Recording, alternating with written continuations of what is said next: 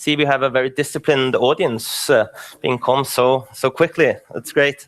Good morning and the breakfast, today hosted in cooperation with the Oslo Freedom Forum.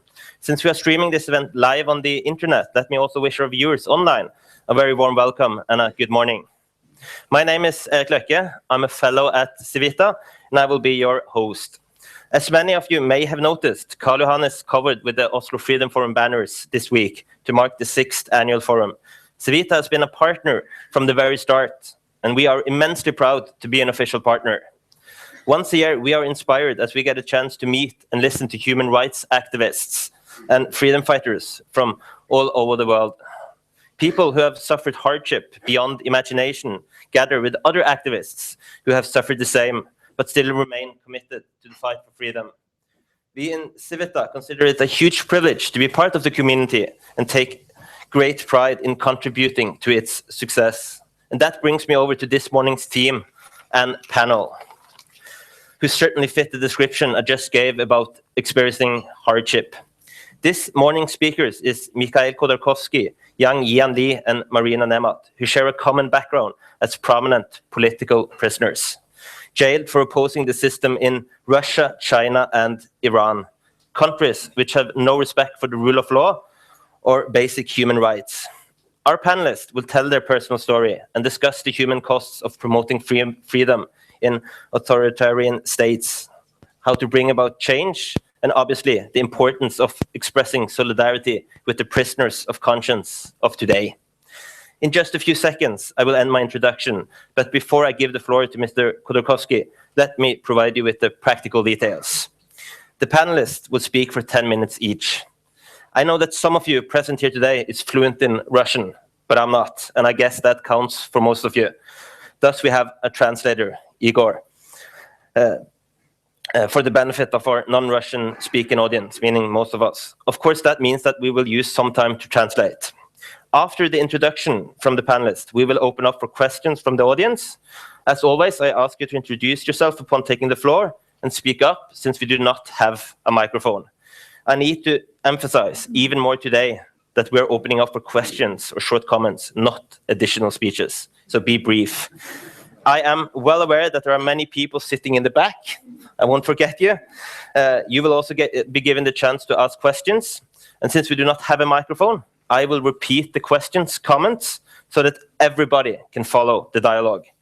This meeting will finish no later than 9:15, 9:15, and I kindly ask you to stay seated until then, unless it's absolutely necessary to leave.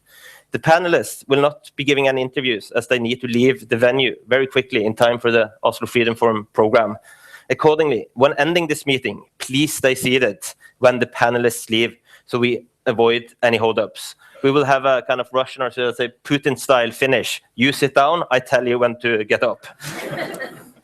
My last point. We urge you to share your thoughts on today's topic on social media. And the Twitter hashtag for this meeting is Civita Focus, but do remember to turn your mobile on silent mode. So much for the practicalities. Thus, I'm honored to give the floor to you, Mr. Mikhail Khodorkovsky, please.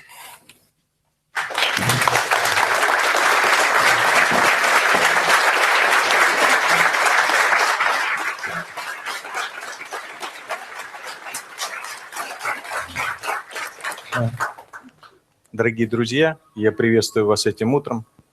Спасибо, что пришли, и спасибо, что дали возможность мне здесь выступить. Dear friends, I'm delighted to see you this morning. Thank you very much for having invited me and having given me the opportunity to speak in front of you.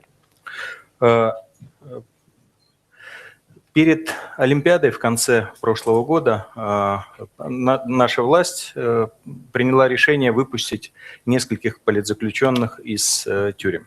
On the eve of the Olympics at the end of last year, the authorities in Russia decided to release several prisoners that were kept behind bars. Это коснулось меня, к счастью, для This меня. luckily affected myself. Это коснулось девушек из Pussy Riot. This luckily affected the girls from Pussy Riot. Мы с ними встречались вчера вечером. With whom I had a meeting last night. И, к глубокому сожалению, у некоторых людей создалось ощущение, что в России не осталось политзаключенных. And regretful as it might sound, many people had this idea that Russia no longer had any political prisoners. На самом деле, я уверен, эта аудитория понимает, что это не так. I'm quite convinced that this audience knows perfectly well that this is far from being so. В России боюсь, что тысячи политзаключенных. I'm afraid to say that, but Russia may count as many as thousands of political prisoners. Давайте договоримся, что под политическими заключенными мы понимаем тех людей, которые находятся в тюрьме, потому что власть приняла такое решение. Let's get it clear. We consider political prisoners those people who are behind the bars because the authorities had made such a decision. А не по решению независимого суда. Rather than having been convicted and tried by a fair and just court. В России политические заключенные, наверное, можно разделить на три основные типа. I presume that all of the political prisoners of Russia could be divided into three categories. Типичные политические заключенные, которые оказались в тюрьме за высказывание своих взглядов. Typical political prisoners who ended up in prison for having publicly voiced their opinion. Сейчас под домашним арестом находится Алексей Навальный. Among such people, there's Alexei Navalny, who is under home arrest at the moment. Сергей Удальцов также находится под арестом. Sergei Udaltsov, who is in exactly the same situation. Есть второй тип людей, о них я буду говорить сегодня на пленарном заседании. Это те, которые ни при чем. There is a second category of people who I should dwell upon rather extensively at the plenary meeting later today. These are people who ended up in prison for having done absolutely nothing. К глубокому сожалению, из компании ЮКОС также еще один человек находится в тюрьме на пожизненном заключении по полностью сфабрикованному обвинению. Это Алексей Пичугин. To my deep regret, one former member of the UCOS team, Mr. Alexei Pichugin, is still in prison, serving a life sentence on absolutely made-up grounds. Также не могу не вспомнить в этой аудитории про Надежду Савченко, это украинскую летчицу. I could not but recall in this audience the name of Nadezhda Savchenko, a Ukrainian pilot, которая также находится в российской тюрьме по неправильному, я бы сказал бы, поводу. She too is in prison for the reasons that were, let's put it this way, wrongly formulated. Я не знаю, воевала она или не воевала. I am not in a position to say whether she fought the war or not. Но если она воевала, то она военнопленная. But if she did fight the war, she must be considered a prisoner of war. И рассмотрение ее как уголовного преступника делает из нее также политзаключенного. And starting a criminal case against her simply means that she too is becoming a political prisoner. И, наконец, третий тип политических заключенных, наиболее распространенный в России. And finally, there's a third category of political prisoners in Russia, the most numerous one. Это те люди, которые попали в тюрьму в связи с отъемом у них собственности. These are the people who ended up in prison as a result of being deprived of their property. Я бы хотел обратить ваше внимание на этот тип людей. I would like to draw your attention to this particular category of people. На них не очень любят обращать внимание правозащитники. Usually they're not in the spotlight and the human rights defenders seldom ever take note of them.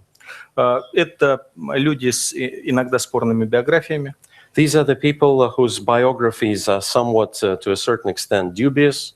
Это люди, которые иногда до тюрьмы обладают достаточно приличными состояниями. These are the people who possess a lot of wealth sometimes before going to prison.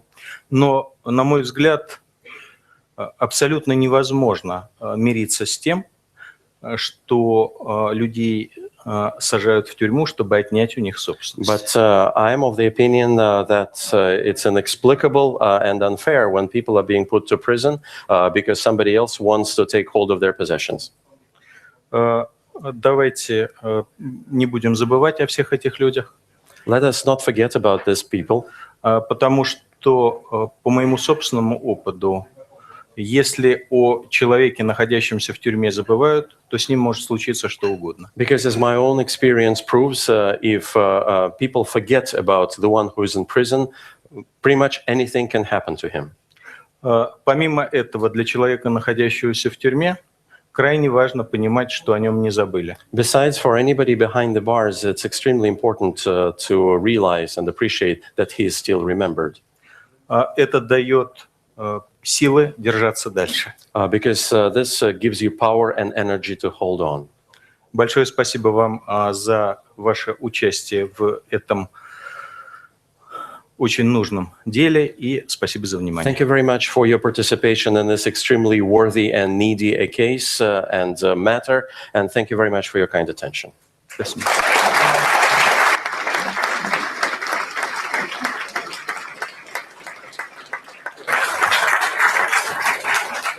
Thank you, Mr. Kolakowski. Mr. Yanli, please, the floor is yours.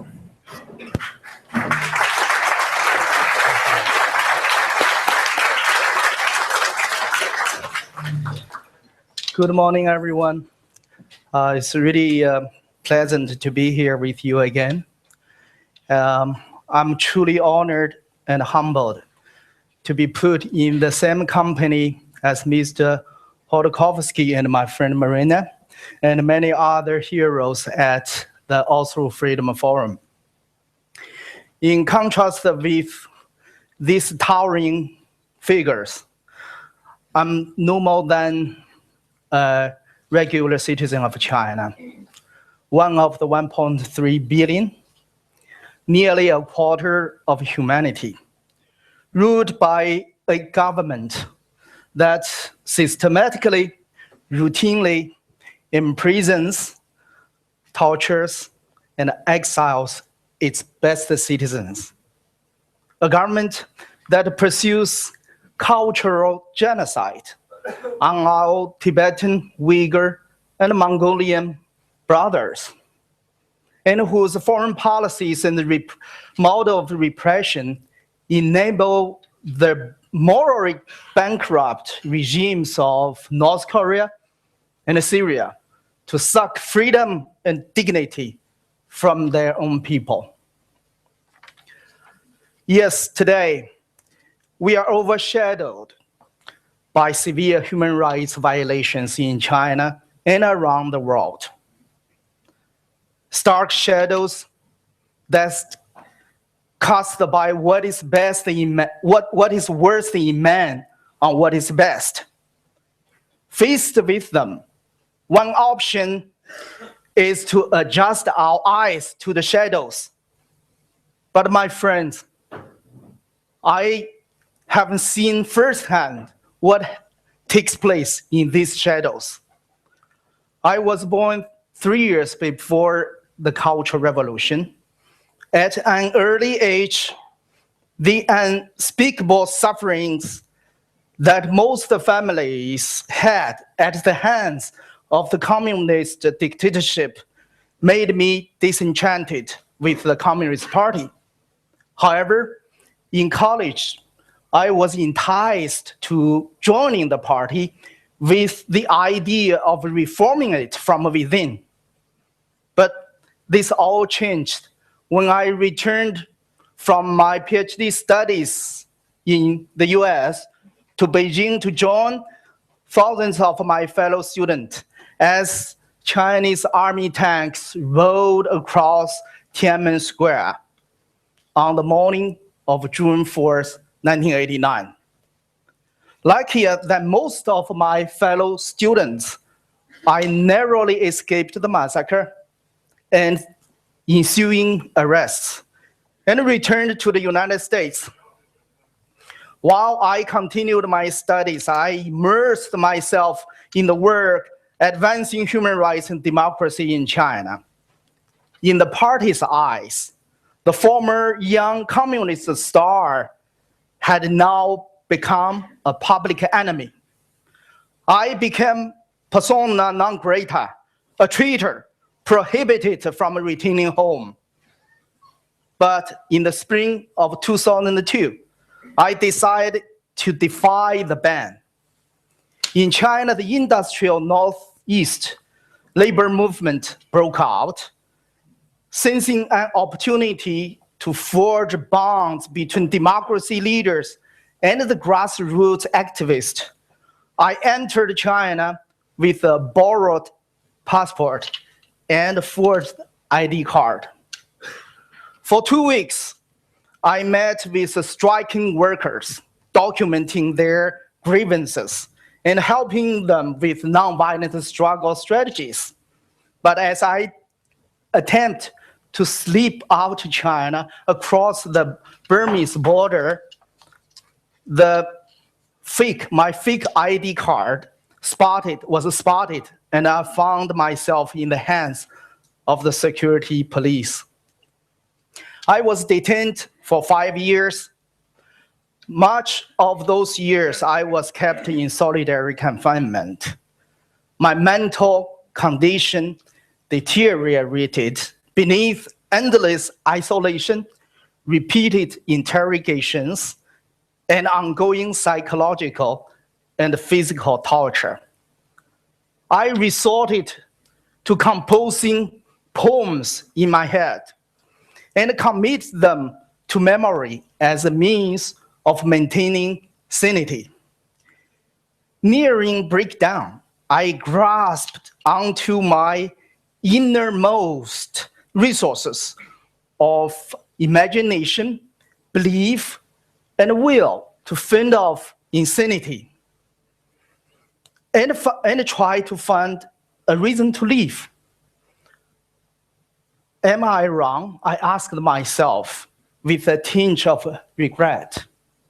But I repeated a thought experiment, imagining of myself taking a copy of the Universal Declaration, arbitrarily choosing anyone on the Chinese street, showing the document, asking them whether they want this right listed there.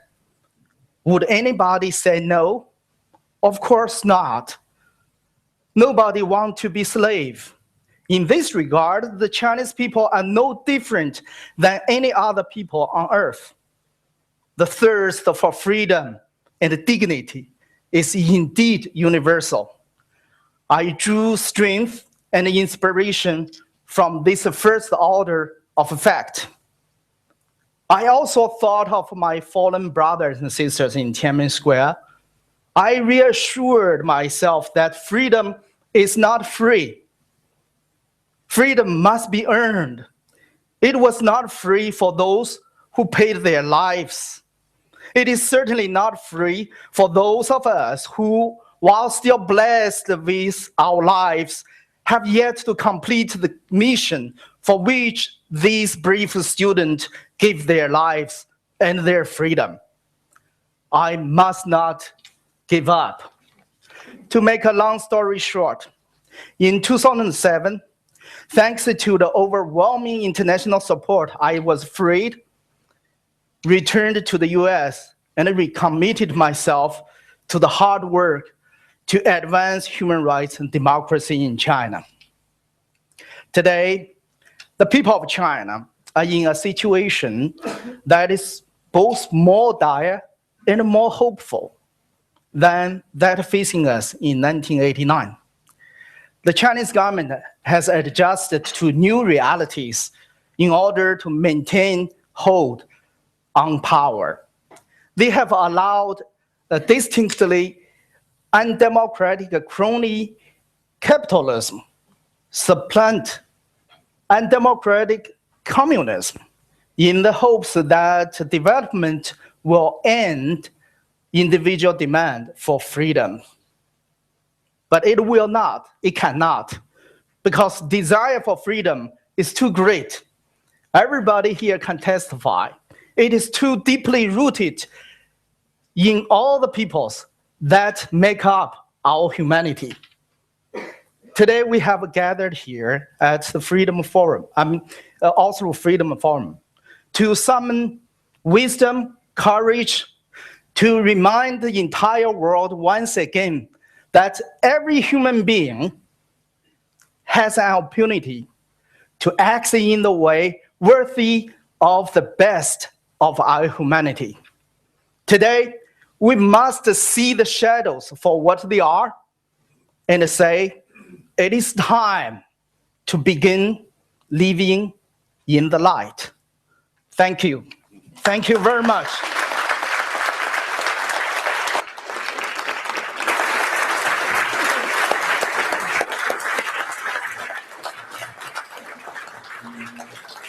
Thank you, Mr. Yan Li. And is anybody noticed some sound from over there? It's the NRK who are broadcasting live. Now it's Marina Nemat. The floor is yours. Thank you.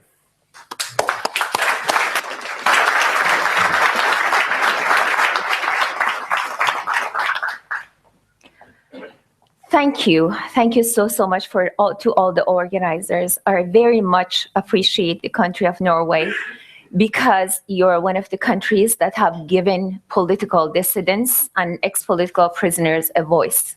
So I very much thank you for that. I'm going to jump right in. I was born in 1965 in Tehran, Iran.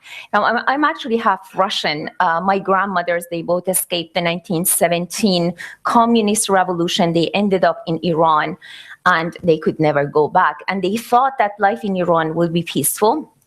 But then, 2 generations later, I was caught in the Islamic Revolution. So I was born in Tehran in 1965, and back then Iran was not an Islamic republic.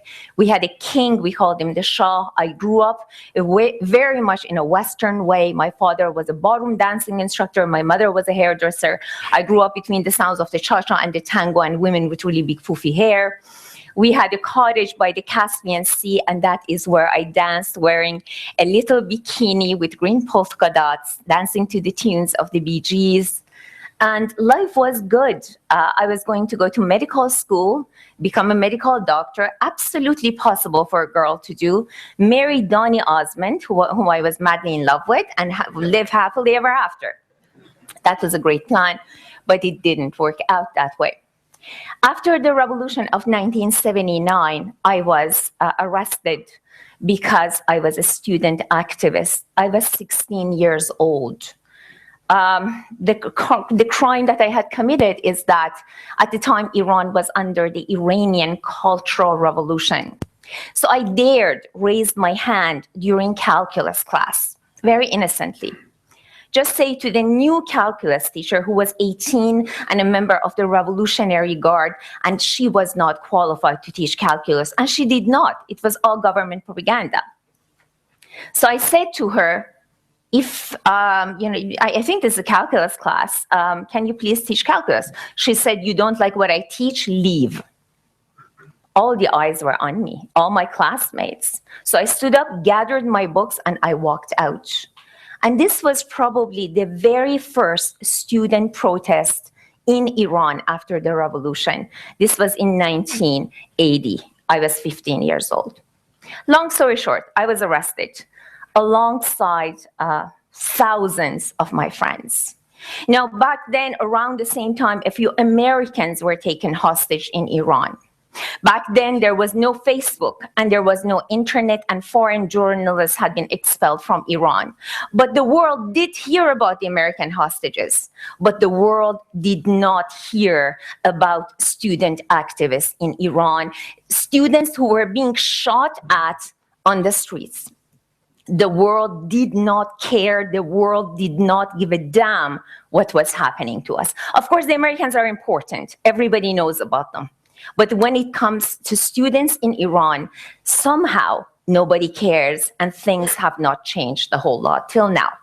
So I was arrested on January 15th, 1982. I was at home, 9, 10 o'clock at night, the doorbell rang. I was about to take a bath. My mother called my name. It was unusual. I opened the bathroom door and there were 2 big guns pointed in my face. People have asked me, were you scared? No, I was not, and that is not because I'm brave. No, I was 16. I entered a state of shock. State of shock is a gift from God. It's like body armor. It goes on automatically. You don't feel anything. I was looking at the guards. I was looking at my mom and dad. Mom and dad were crying, and I was thinking, why are you crying? No big deal. I'm just getting arrested. So they put me in the car. They drove me to Evin prison, which is still 100% operational. And right now, I'm campaigning for the release of many, many of its political prisoners. Many of them are religious minorities. Right now, many leaders of the Christian minorities in Iran are in prison. The leaders of the Baha'i community in Iran are in prison. The leaders of the Dervish community in Iran are in prison. What I'm telling you here is not history, and I want you to understand what Evin really is. They took me in. They blindfolded me upon arrival. They asked me a few questions. They didn't like my answers. They took me into another room, and there they took off my blindfold. I was in a small room with two men, Ali and Hamid. They handcuffed me. When they handcuffed me, they laughed. It was funny. I was 48 kilograms back then. So my hands would slide out of the cuffs. The handcuffs would not keep me anywhere. You cannot handcuff a child. It's not going to work. So they put both of my wrists together, and they put the two wrists into one cuff, and as it clicked, my right wrist cracked, and the torture had not even begun. I screamed my head off. If the devil appeared and said to me, Marina, sell me your soul, I will get you back home to your mother, I would have sold my soul with whipped cream on top. I want you to understand this. Torture is not designed to get information. No. Torture is designed to kill the human soul. That is what they are trying to do. So they tied me to the bare wooden bed. I was lying down on my stomach. They took off my socks and my shoes, and they lashed the bare soles of my feet with a length of industrial cable. It's about 2.5 centimeters thick. It is full rubber with metal inside. Why the feet? Because your nerve ends are in your feet. With every strike of the lash, your nervous system explodes. Then it's magically put back together, and you're wide awake for the next. You don't pass out. I began to count. I forgot how to count. I began to say Hail Marys. I'm a Christian. I'm a Catholic. I forgot how to say the words to it. It just kept going and going. Eventually they stopped. I sat up, I looked at my feet, and I laughed. It was funny. They look like overgrown party balloons with toes on them, color indigo blue. Then they make you walk, they beat you again. They make you walk, they beat you again. They make you walk, they beat you again. Why stagger? Because if they keep beating you, your skin would break and you would die from bleeding and infection. The point of torture is not to kill you. There are much more economical ways to kill people. They want to kill you, they will put you in front of a firing squad. No. As I said, torture is designed to kill the human soul. I had a friend, her name was Shahnoosh Behzadi. She was arrested before me. She was 15 when she was arrested in September 1981. She was executed in October 1981, 1 month after her arrest, before I was even arrested. We were best friends since the 3rd grade. We used to study math together. I was afraid of spiders, she was afraid of cockroaches. So when we studied together, if a cockroach showed up, she took care of it. If a spider showed up, I did. She died. She was executed at the age of 15. I wasn't even there in the prison yet. She's buried in a mass grave. I don't know where her body is. In Iran right now, there are no memorial walls to hold the names of the dead. One day there will be. Hundreds of my friends are buried in mass graves, and nobody, except me and a few others who have survived, remembers them. I'm a witness. I carry the memories of every girl who was ever in Evin with me. But I need to build that wall. I need to one day see a marble wall that holds the names of all of the dead. And that is the day when I can die in peace. That is the day that I can put this weight down, but not until then. So I need your help. Every single one of you can help me build that wall. And we can start doing it right here, right now. My friend's name, that one, the first one to die, was Shahnoush. Very simple, Shahnoush. Now, I need you, I know this is unusual, but please entertain me. I need every single one of you to stand up. Can I please ask you to stand up?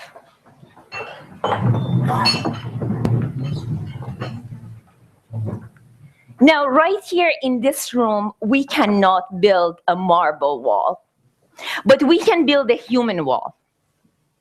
And every single one of you is a link in it. This is a wall that is made of hearts and soul. I need you to stand with me. I cannot do this alone. So on the count of 3, I'm going to say 1, 2, 3. After I say 3, please, as loudly as you can, say, Shahnoush, you are remembered. 1, 2, 3. Shahnoush, you are remembered. Thank you all.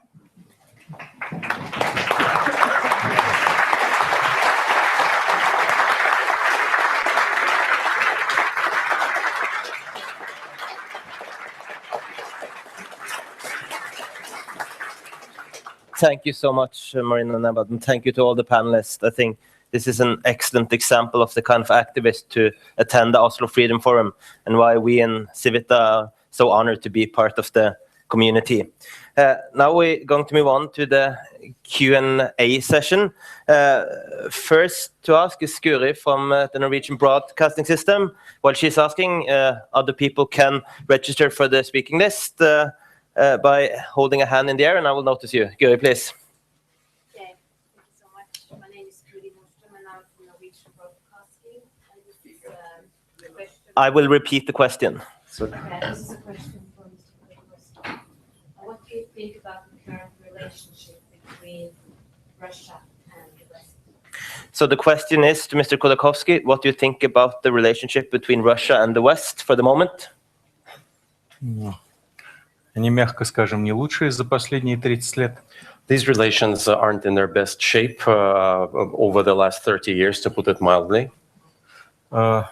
Единственное, о чем я хотел бы напомнить, это то, что взаимоотношения с режимом, который сегодня установлен в России, и взаимоотношения с российским народом не должны объединяться в ваших головах в единое целое. One thing to remind you, though, is that the relations with the regime and the relations with the Russian people should never be mixed or confused. Okay, you have a follow-up or? Yeah. Another question. What do you think about Russia's role in Ukraine? And the question is about Russia's role in Ukraine. Мне бы очень хотелось, чтобы эта роль там была другой. I really wish for that role to be something else. На сегодняшний день я очень надеюсь, что перемирие, которое установлено в Украине, продолжится, и Украина получит возможность спокойно строить свою жизнь и свою экономику. I hope that today's armistice and peace-building process in the Ukraine will continue, and the Ukraine will be given a chance to peacefully rebuild its economy. I want to bring in Mr. Yan Li and Nemat as well, and I will ask the same question. What do you think about the West relationship to China and the West relationship to Iran accordingly? Yeah, it is a very complicated question. I can simply not answer it in 1 minute. I just want to remind everyone here that 2 major dictators, China and Russia, both rooted in the dictatorship of communism, now are bent on encroaching on freedom on 2 front lines. One is in Ukraine, the other is in Hong Kong. So all in unfolding. So we have to think the question, what should we do here to roll back their encroachment? Right, yeah. Nemat, the West relationship to Iran, it's an ongoing discussion all the time, isn't it? It is. Well, we have to remember that the West, especially the United States of America and Great Britain, they have had a series of devastating foreign policies in the Middle East in general. And that needs to be considered. Right now, Iran has a new president. He's now been in power more than a year, Mr. Rouhani. And suddenly the West, I know many politicians in the West thought that, okay, it's all over, it's all good. Now Iran is a democracy, every problem is fixed, which is not the case at all. The number of executions in Iran have increased this year. The number of arrests of religious minorities and political dissidents, it has increased. I don't believe in bombing Iran. I don't believe bombs solve any problems. Do we need to speak Iran? Yes, we do need to speak with Iran. But in addition to speaking about Iran's nuclear abilities, I think every negotiation should start and end with the issue of human rights and the release of political prisoners in Iran. I think that needs to be included in those negotiations. Excellent. I will just repeat the speakers list, so I'm sure that I don't ignore anyone. First is Åse behind the Guri there, and then I noticed Bård, also Jan Åge Torp. I don't know everybody here, so it has to be a guy on the first bench behind there, you, and you who signed there. And I'm going to end the speakers list during the next question, so I make sure that we are finished here on time. Åse? After what's been going on outside Stockholm these last few days with the Navy searching for what might be a Russian submarine, 7 out of 10 Swedes feel there's a need to strengthen the Swedish defense. In your opinion, do we have a reason to care about the Russia?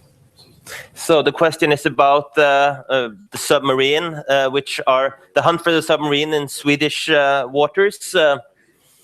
Ну, по опросам общественного мнения 7 из 10 шведов считают, что они должны укреплять оборонный потенциал страны. Считаете ли вы, что это действительно оправданно и необходимо?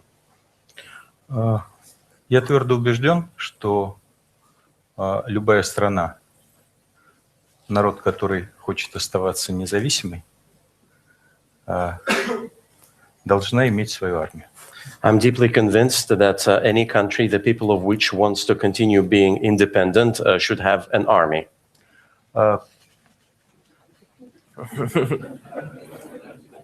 Последние десятилетия в Европе выдались спокойными, и многие европейцы об этом непреложном факте забыли. The last few decades in Europe turned out to be quite calm, and many Europeans seem to have forgotten about what may be happening. Я думаю, что эпоха постмодернизма, когда все можно будет решать на словах, еще не наступила.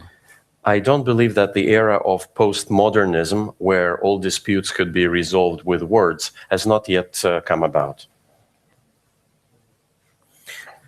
Thank you. And then we move on to Bård. Yes, as I understand, Mr. Khodorkovsky, you were sent to a prison camp in the outpost of Siberia next to the Chinese border. And of course, in history, we know about the Gulag systems. And we know that these were nominally taken out of its state after Stalin's death. So they say that after Stalin, there were no more Gulag. But Anne Applebaum, the historian from Poland, has said that Gulag actually existed until 1989 under a bit different from, of course, the Stalin oppression. But is it possible to say that there is a kind of a Gulag system, prison camp system in today's Russia? And what are the conditions in these prison camps? And I would like to pass the question further to the others of the panel. Are there any prison camp systems that are comparable to the old Soviet Gulag systems? And how are the conditions for prisoners in these camps? So the question is about the prison conditions in Russia, China, and Iran, and the connection to Gulag. I'm sure there are room for some improvements on the prison conditions, but Mr. Khodorkovsky first. Я не знаю, насколько это в этом обществе прозвучит вежливо. I don't know the extent to which this might sound polite in this audience, what I'm going to say. Но когда я был в тюрьме, мы видели по телевизору, в каких условиях содержится у вас господин Брейвик. But when I was in prison, I watched the television and I saw the conditions under which Mr. Breivik was kept in prison in Norway. Я уверяю вас, что ему завидуют не 10 из 10, не только 10 из 10 российских арестантов, но и 8 из 10 свободных россиян. I assure you that not only 10 out of 10 of the Russian prisoners are jealous of him, but 8 out of 10 free citizens are too.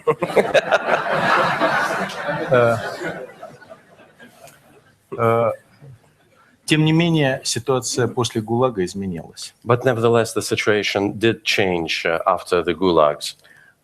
При всем моем понятном отношении к господину Путину, это надо признавать. Given due respect to all of my attitudes of a particular kind to Mr. Putin, I have to admit this. Хотя, наверное, вам покажется странным то, что я скажу. Even though, again, what I'm going to say might seem odd to you. Очень важно, что сейчас в тюрьме кормят, и что сейчас в тюрьме не мучают холодом. What's important is that they feed the inmates in the prisons nowadays, and they don't torture them with cold. И бьют редко. And they don't beat them too often. Поверьте мне, это большое продвижение. Believe me, this is a great achievement. And then we move on to Mr. Yanli, the conditions in China, prison system. Yep. China copied totalitarian planned economy system from Soviet Union. It also copied the Gulag system. So that is called re-education labor camp in China. And just last year, after the UN's periodical universal review on China, China announced to get rid of that system. But the reality is there are still a lot of re-education labor camps in China. The conditions are very bad. The Falun Gong practitioners have documented the situations and human rights violation cases in these camps very well. And I just want to say China has undergone many changes, but some, of course, change for the better, but some for worse. In terms of controlling the whole society, Chinese government has invented many other ways than just gulag. For example, black jails. There are so many black jails all over China. So police and even parapolice can arbitrarily arrest anybody they don't like and torture them. And all these are off record. And just in recent, 2 years ago, a dozen of my friends were detained in Beijing and received severe torture. And they are very respected human rights lawyers. Yeah. Marina Nemat, you mentioned the prison conditions in Iran, and it sounded quite frankly terrible. But if you could elaborate, how are they? How are they built up? Oh, I can elaborate, all right. Yeah, we were always hungry. The amount of food that they gave us was hardly enough to keep you alive. So we were basically always hungry. And then the first time that I was there, when they gave me a cup of tea, they gave us a cup of tea in the evening. And we really looked forward to that because it was the only hot drink. And Tehran is cold in winter. And then I smelled the tea and it smelled disgusting. I mean, I looked at my cellmates and I said, what is this? And they said, well, don't worry about it. It's good. Drink it. They've put camphor in the tea. Camphor is an embalming substance. It is poisonous. What it does, it devastates, it completely throws off balance a woman's reproductive system. We stopped getting our periods. And I couldn't understand why until later on when I realized that sometimes girls were called for interrogation at midnight and they were returned to the cell block at 5 a.m. with no visible torture signs. And then later it happened to me.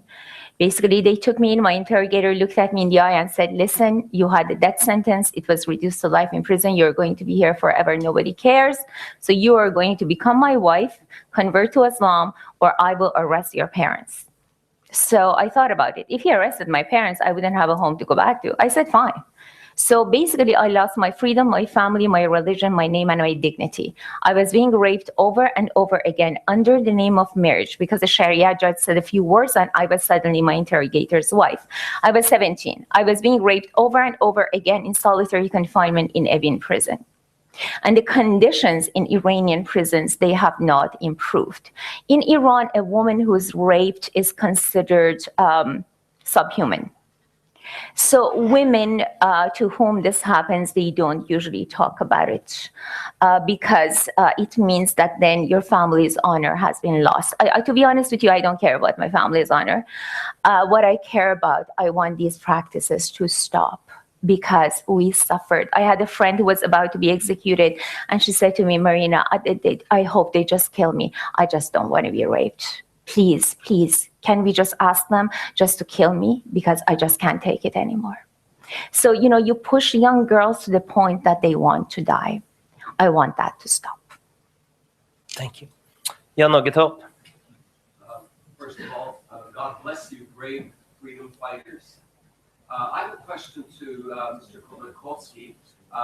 You are a Jew, and we have a rising tide of anti-Semitism in Norway and also in Western Europe.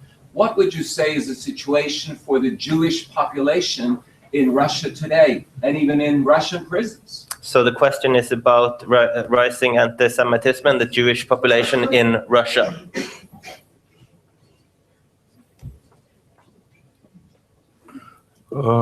Мне сложно будет говорить за всех, потому что Россия большая, и, наверное, в разных местах это по-разному. I would find it difficult to speak for all because Russia is a big country and the attitude varies throughout this country. Мне не приходилось за всю мою жизнь сталкиваться с проблемой антисемитизма. Throughout my entire life, I have never encountered the problem of anti-Semitism. Может быть, это свойство личности. Maybe it's a trait of my character. Конечно, я читаю антисемитские высказывания в интернете. I do come across anti-Semitic statements on the internet. Но там можно прочитать много чего. But there are lots of other things that you can possibly find on the internet too. Я не считаю, что эта проблема решена полностью. I do not consider that this issue has been resolved once and for all. И, конечно, по мере роста шовинистических настроений и проблема антисемитизма будет нарастать. And as chauvinism gains ground in my country, I anticipate that the problem of anti-Semitism may take larger dimensions too. Но я могу в этом отношении говорить только о личных впечатлениях. But once again, I can only speak from my personal experience by way of answering this question. First row in the back, you please stand up and speak up. Present. My name is Toran Johnson. I'm an MP in University of Parliament. I have a question for Mikael Khodorkovsky. Maybe a difficult question, but what should we do in the West, or have some advice maybe how we can help in improving the situation now between Russia and Ukraine? Right. Difficult question, I guess, but what is advice? Well, so the question is, what can we in the West do to help the situation between Ukraine and Russia? Над этой проблемой думает большое количество умных людей. A lot of smart people are raking their brains trying to find a solution to this problem. И я не думаю, что я что-нибудь особое добавлю к их And размышлениям. I don't believe I'm in a position to add much to what they're pondering. То, что я повторяю постоянно, Something that I tend to repeat over and over again, though, что самое плохое, что может сделать Запад, это противопоставить Россию и Запад, российский народ и остальных европейцев. the worst thing that the West can possibly do is to juxtapose the people of Russia and the people of the rest of the world. Вторая плохая вещь, ошибка, которую можно допустить, Another bad idea это относиться к России не так, как диктуют европейские ценности, а так, как выгодно в текущий момент. Another bad idea would be to treat Russia not along the lines of traditional European values, but along the lines of convenience, what seems to make sense at this possible moment in time. А это подводит нас к тому, что надо смотреть на конкретных людей и относиться к ним так, как они заслуживают. The logical conclusion is to single out specific people and to treat these people the way they deserve it. Я вас уверяю, на эту тему здесь, в Западной Европе, сделано далеко не все. I assure you that far from all has been so far been done to this extent in Western Europe. Очень многие люди непосредственно организующие происходящее, остаются вне внимания общественности. Far too many people who are masterminding what's currently going on are left without due attention on the part of the West.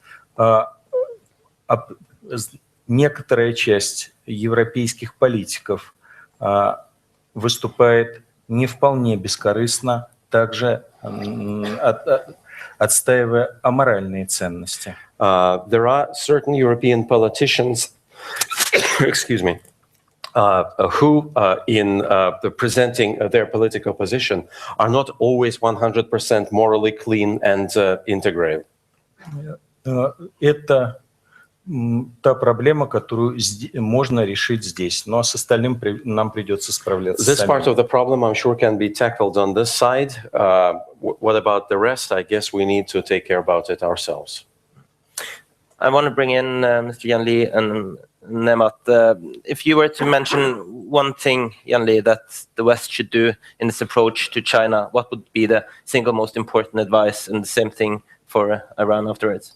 Yeah, as far as I have experienced, too many countries, too many people treat China as a normal country. This is with my friend Jay Norland, the editor of National Review from US. We often talk about free trade. Very few people actually oppose free trade. But when one of the partners in the trade, so-called free trade, is not free, so the process must be distorted somewhere, somehow. So we have to be alert to it. And I support fully engagement with China, but that engagement should not be exclusive with the Chinese government itself. Should be comprehensive to include engagement with the democratic movement. Otherwise, you don't understand China. I often say there are two Chinas in China. So people often see one China, which Chinese government has put a lot of effort to project to, and the other China is often overlooked. The China consists of 1 billion people, and under exploitation of the elite class, and their leaders, most of them, very recognized leaders are in prison. So that's another China. So my suggestion is we have to look China as two Chinas and engage with both. I support trade and I support engagement.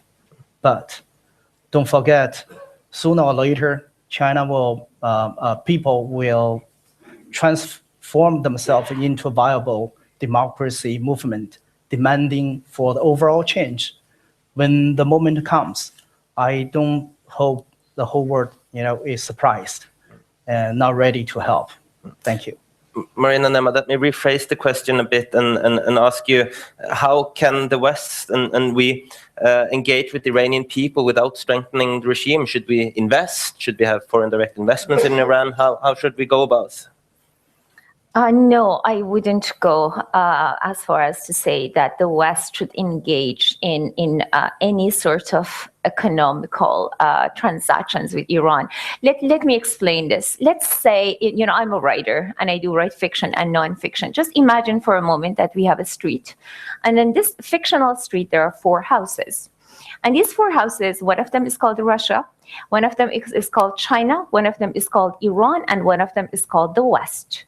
So these are houses and families, one single family lives in every single one of these houses.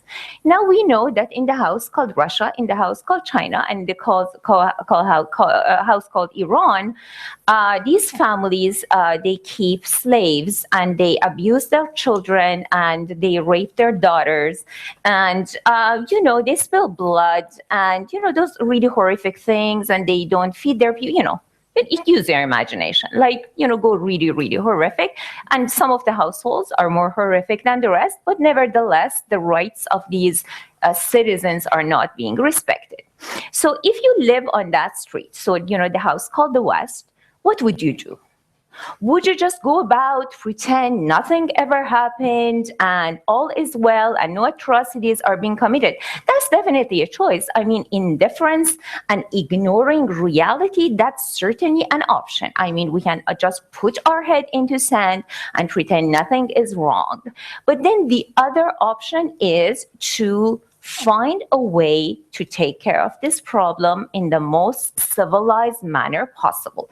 Again, I'm not suggesting killing anybody at this point, but we might be able to have a meeting between those other, people that, are not committing those atrocities and find a way to take care of this problem. Thank you. A man almost in the end. You, please stand up and speak.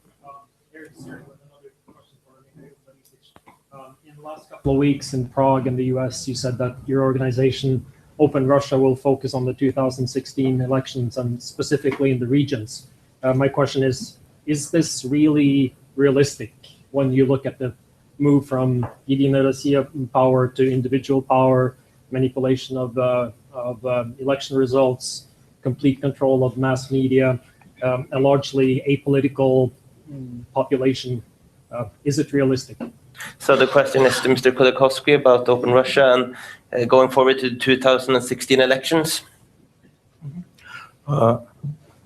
Странно было бы утверждать, что демократическим путем можно взять власть у авторитарного режима. It would be odd to presume that one can take power away from autocracy in a democratic way. В то же время было бы ошибкой не использовать возможности,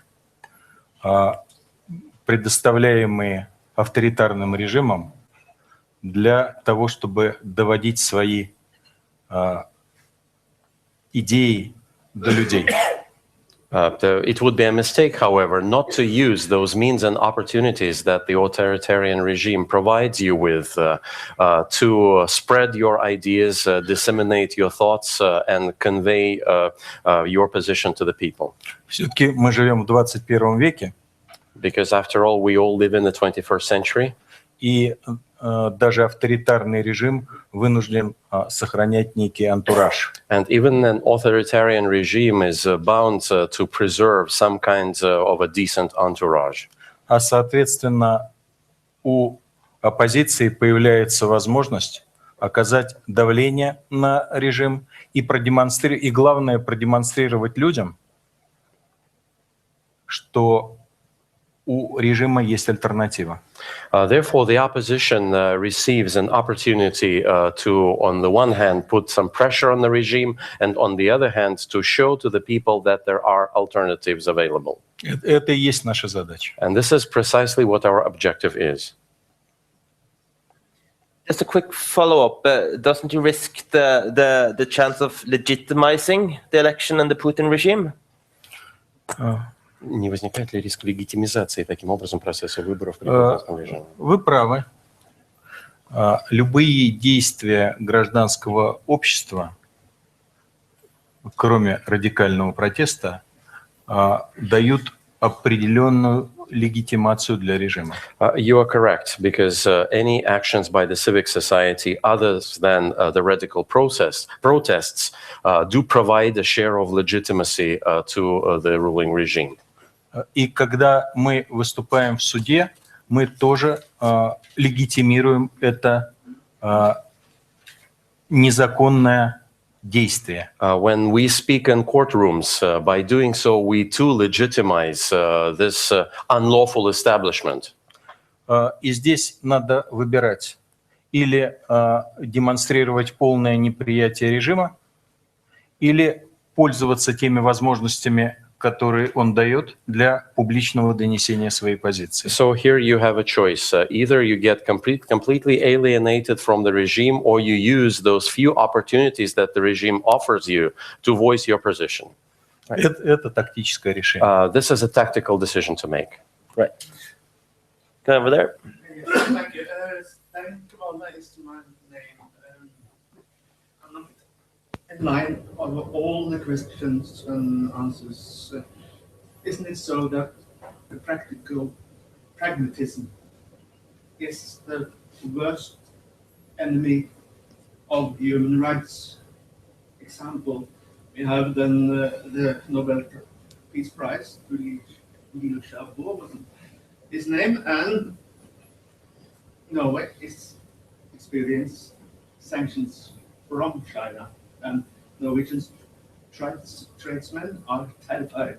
No more peace prize to a political dissident.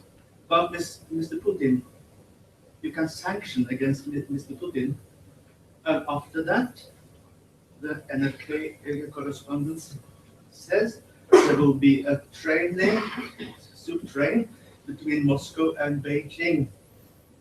So, Right. We just talk about all these human rights things. It collides with the political realities, doesn't it? Yes, I'm going to ask I was talking to you, Jan. Of course, Norway has a pretty bad relationship with China now after the Nobel Committee gave the Peace Prize to Liu Xiaobo. How do you see this trade-off between pragmatism and being very firm on human rights?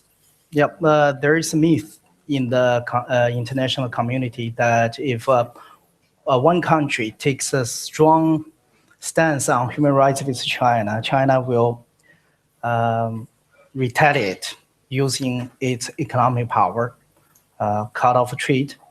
And that happened to, it's a myth. Why I said it's a myth? Because it's, I have not seen any significant example to test this theory is true. And as far as Norway concerned, 4 years ago, Liu Xiaobo was awarded the Nobel Peace Prize. China came out right away, threatened to cut off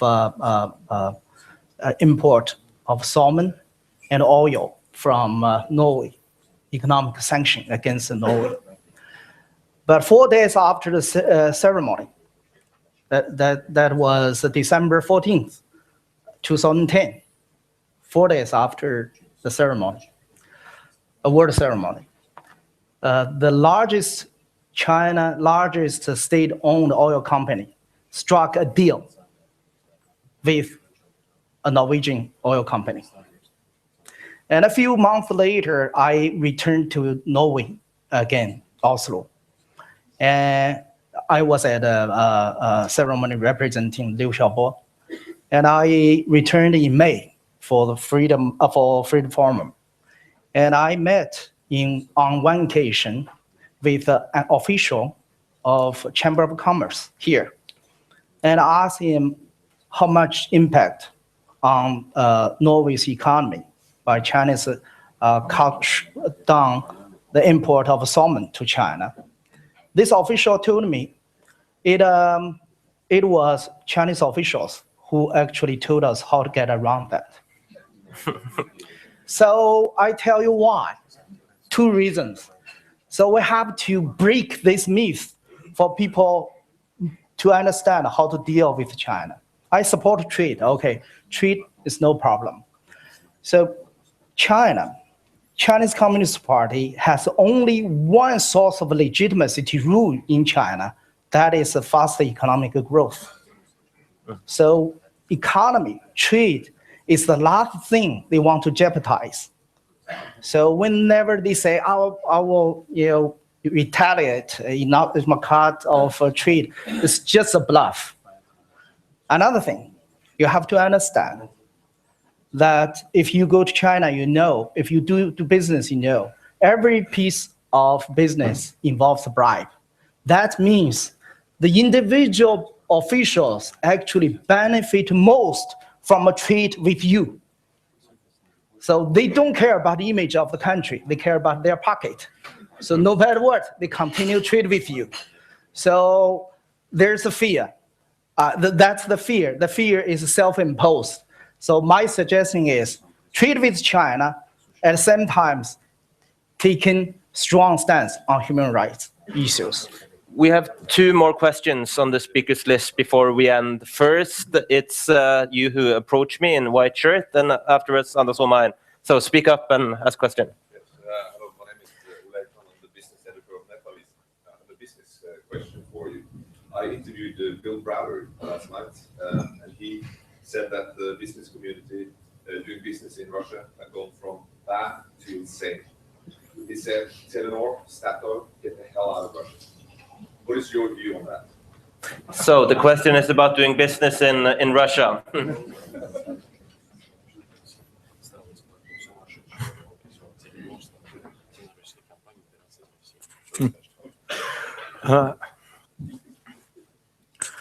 Я говорил в ответе на предыдущий вопрос, что не стоит жертвовать моральными ценностями ради прагматизма.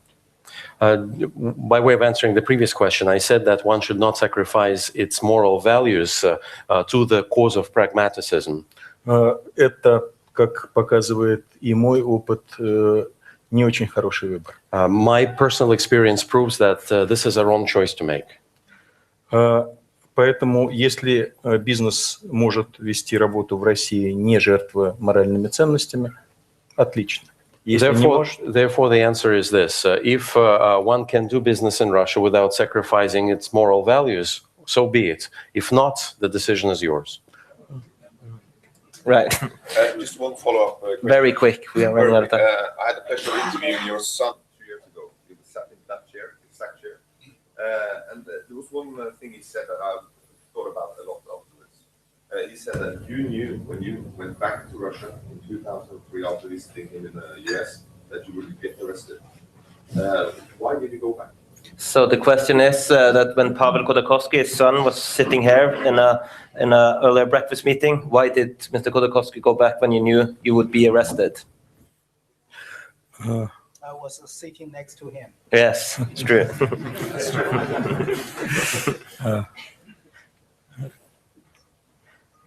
Это был тяжелый выбор. It was a tough choice to make. Но на самом деле выбора не было. But in actual fact, there was no choice. Потому что если бы я не пошел в тюрьму, because had I not gone to prison, то все, что я бы говорил, никто бы не услышал. Everything that I would be saying later on would not have been heard by anybody. Last question, Anders Holmein. Thank you. Anders Holmein, the Norwegian Institute for Defense Studies. The history of political oppression and persecution is one of empty chairs. And I'd like the panel to imagine expanding today's excellent panel with someone, a world leader or a dear friend. You can choose again if you want, Marina. And what you would address to them. If you have Putin here, if you have an inspirational dissident, for instance. So the last question is, if you had to choose one person to address, who would you choose? And I think you can bring that along with your final comment. So we start with you, Marina Nemat, your closing statement. And if you have an answer to Mr. Omaim, please go ahead. Actually, I would love to have all world leaders in this room. I'm going to go big. I'm going to go jackpot with this one. So I would like to have a jackpot. Not that I've ever had anyone in any shape, but I would like the opportunity, really, to grab them by the shoulder and go really close and make them really uncomfortable. And I would really like to look at them in the eye and breathe in their face and say, please don't make decisions that would end a lot of would make a lot of blood appear on your hands. Look at your hands and make sure no matter what you do, there is no blood on them. Any final comments? Closing statement? Do something. The final comment is just look around you. A society is measured by the way it treats its weakest. Look at I know who is the weakest in my society. It's the political prisoners in Iran. They are the weakest. So look at who is the weakest in your society and stand up and do something about it. Thank you. Mr. Yan Lee, your final comments? I will begin with a story here. 4 years ago, when I representing Liu Xiaobo here, I was asked by media, so many people in your movement may also deserve Nobel Peace Prize. So who do you think will be next? And I answered, no, I said, no, we have Liu Xiaobo to represent us. That is enough. I hope the next Chinese who will win Nobel Peace Prize will be the leader of Communist Party. So if I have a chance, I will sit down with President Xi Jinping saying that continue the communist dictatorship is not achievement. You will not go down in history beautifully, but open a new era. And the Nobel Peace Prize is waiting for you here in Oslo.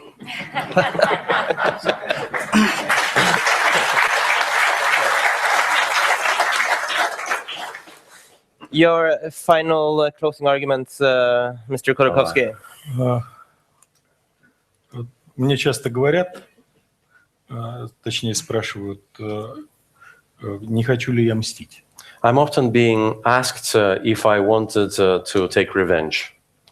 И когда я откровенно отвечаю, что нет, and every time I wholeheartedly say, no, I don't, люди говорят, но как же, если те другие будут знать, что их простят, они же не будут иметь мотивации жить по-другому. And people ask me, how come? Because if the other ones know that they will be forgiven, they will not be motivated to change. И тем не менее, это сложный выбор. And nevertheless, this is a difficult choice. Тем не менее, я остаюсь на своей позиции. Я бы им сказал, покайтесь, и вас простят. But I stand firm grounds. I say to them, repent, and you shall be forgiven. So before we give the panel a warm round of applause, let me thank you, the audience. You've been very disciplined. Let me thank the panelists. And remember the Putin-style closing now. You sit down, they leave, and I tell you when to get up. Thank you so much.